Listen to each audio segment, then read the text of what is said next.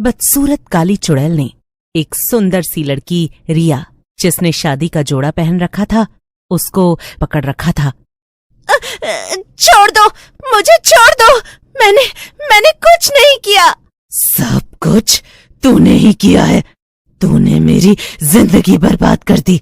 अब मैं तुझे तेरी शादी से पहले मारकर तेरी जिंदगी बर्बाद कर दूंगी।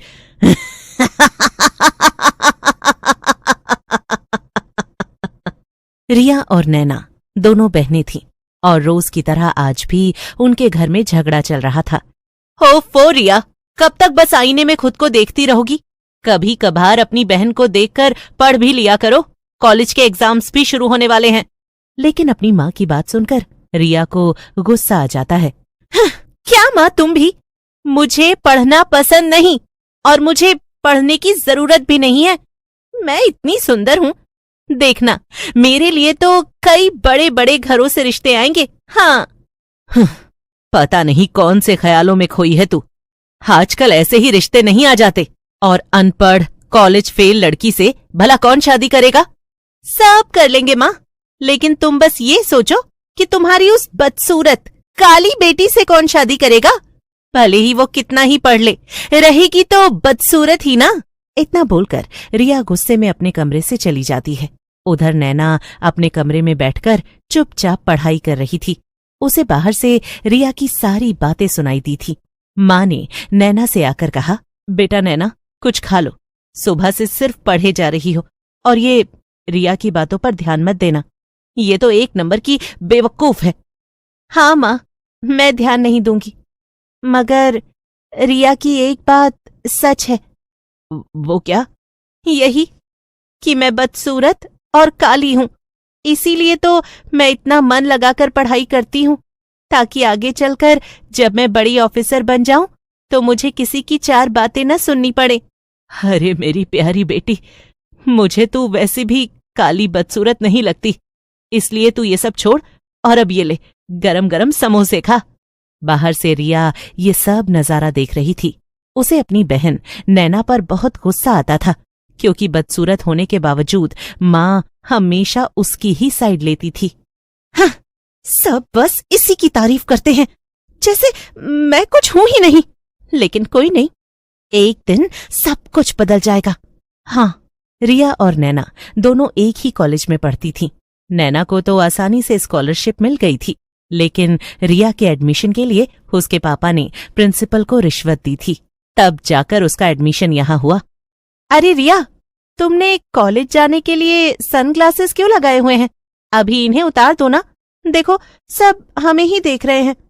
शट अप नैना, ये सब हमें नहीं बल्कि सिर्फ मुझे देख रहे हैं, और जब मैं हूं ही इतनी सुंदर और स्टाइलिश तो लोग तो देखेंगे ही ना, इसमें उनकी क्या गलती?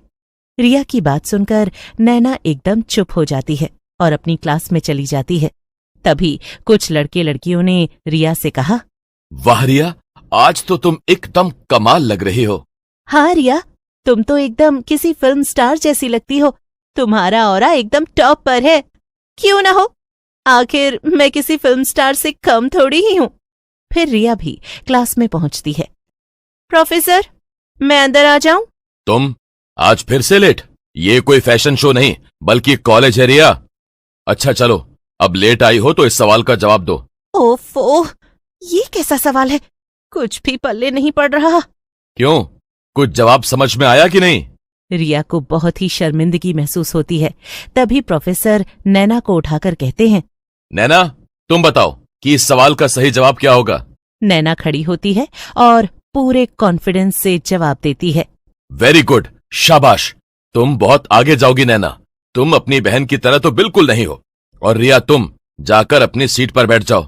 फिर एक दिन, रिया चलो, आज हम दोनों साथ में पढ़ते हैं। अगले हफ्ते एग्जाम्स है ना, इससे तुम्हारी मदद भी हो जाएगी। मुझे तुम जैसी बदसूरत और काली लड़की से मदद नहीं चाहिए।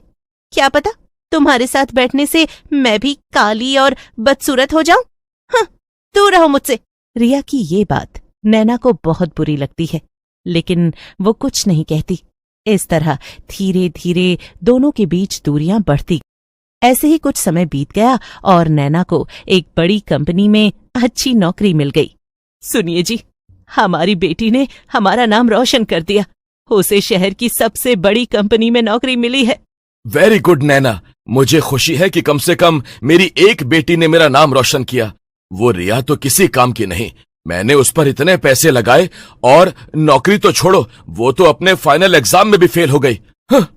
अब तो सिर्फ उसकी शादी ही करा सकते हैं और कोई चारा भी नहीं। अपने कमरे में बैठी रिया ये सब सुन रही थी, लेकिन नौकरी ना मिलने के लिए दुखी होने के बजाय रिया खुश थी। हाँ, फाइनली वो दिन आ ही गया। अब मेरे रिश्ते की बात होगी, ना कि पढ़ाई की। अब आखिरकार मेरी एक अच्छे घर में शादी हो जाएगी और मैं खुशी खुशी रहूंगी। लेकिन जैसा रिया ने सोचा था वैसा होता नहीं। जिस दिन रिश्ते वाले उसे देखने आते हैं, ये लीजिए बहन जी, समोसे खाइए। और रिया बस चाय लेकर आ ही रही है। तभी रिया हाथ में चाय के कप की ट्रे लेकर आती है। साथ में नैना भी थी। अरे बहन जी, ये है रिया, बड़ी सुंदर है। शुक्रिया आंटी जी। लेकिन तभी लड़का नैना की तरफ देखकर कहता है, वैसे ये कौन है? वो बेटा, ये रिया की बहन नैना है। अभी अभी इसकी शहर की सबसे बड़ी कंपनी में जॉब लगी है। पूरे 20 लाख का पैकेज मिला है। पढ़ाई में बड़ी होशियार है हमारी नैना। अरे वाह, ये तो बहुत ही अच्छी बात है। वैसे रिया बेटा, तुमने क्या पढ़ाई की है और तुम्हारी कहाँ नौकरी है? वो मुझे नौकरी नहीं करनी आंटी जी, मैं ऐसे ही खुश हूं। हैं? क्या कहा? ये तो बड़ी अजीब बात है। तुम्हारी बहन इतनी पढ़ी लिखी, नौकरी करने वाली, और तुम ऐसे ही? नहीं भाई नहीं, ऐसी लड़की से रिश्ता करेंगे तो हमारे रिश्तेदार क्या बोलेंगे? लड़के वाले ये बोलकर चले जाते हैं और अब तो रिया के गुस्से का ठिकाना नहीं था। उसने गुस्से में रोते हुए कहा, नैना, तूने मेरी जिंदगी बर्बाद कर दी। मैं जा रही हूं। और रिया घर से बाहर निकल जाती है। नैना भी उसके पीछे बाहर सड़क तक आती है। रुक जाओ रिया, भला इसमें मेरी क्या गलती है? वो लोग ही बेवकूफ थे। तुम्हारे लिए दूसरा अच्छा रिश्ता मिल जाएगा। लेकिन रिया तो इतने गुस्से में थी कि उसे कुछ होश ही नहीं था। चुप हो जाओ बेवकूफ। और रिया नैना को धक्का दे देती है। नैना बीच सड़क पर गिर जाती है और उसी वक्त एक गाड़ी वहां से गुजरती है जो नैना को टक्कर मार देती है और एक चुड़ैल में बदल जाती है। हे भगवान, ये क्या हो गया? ये तो मर गई। लेकिन अच्छा ही हुआ, सबको बोल दूंगी कि एक्सीडेंट हो गया और अब मेरी जिंदगी भी आसान हो जाएगी। रिया चुपचाप घर लौट आती है। सब इस बात पर यकीन कर लेते हैं कि एक्सीडेंट ही हुआ था, मगर किसी को ये नहीं पता था कि नैना मरकर एक काली बदसूरत चुड़ैल में बदल गई थी। कुछ समय बाद रिया की दूसरे घर में शादी तय हो जाती है। शादी की रात जब रिया अपने कमरे में अकेले तैयार हो रही थी, तभी आज भी आईने में मैं कितनी सुंदर दिख रही हूं। तभी रिया को आईने में काली बदसूरत चुड़ैल दिखाई देती है और वो घबराकर पीछे देखती है। चुड़ैल! तूने मेरी जिंदगी बर्बाद की। अब मैं तुझे तेरी शादी से पहले मारकर तेरी जिंदगी बर्बाद कर दूंगी।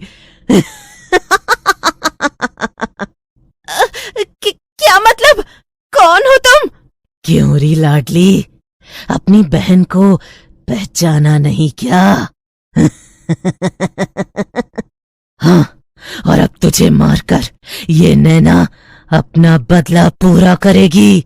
नहीं नहीं नहीं, बचाओ बचाओ। मैंने ऐसा जादू किया है कि तेरी आवाज इस कमरे से बाहर नहीं निकलेगी, इसलिए अब चिल्लाना बंद कर दे बहन। प्लीज मुझे माफ कर दो, वो तो सिर्फ एक एक्सीडेंट था। अच्छा, तो फिर मेरे मरते ही तू खुश क्यों हुई थी? हाँ, और तूने ये क्यों कहा था कि तेरे रास्ते का कांटा उस दिन हट गया? अब तो रिया के पास कुछ भी कहने के लिए नहीं था, क्योंकि वाकई में उसने ऐसा ही कहा था। आखिर में चुड़ैल रिया को मार देती है, जिससे उसका बदला पूरा हो जाता है और उसकी आत्मा को शांति मिल जाती है।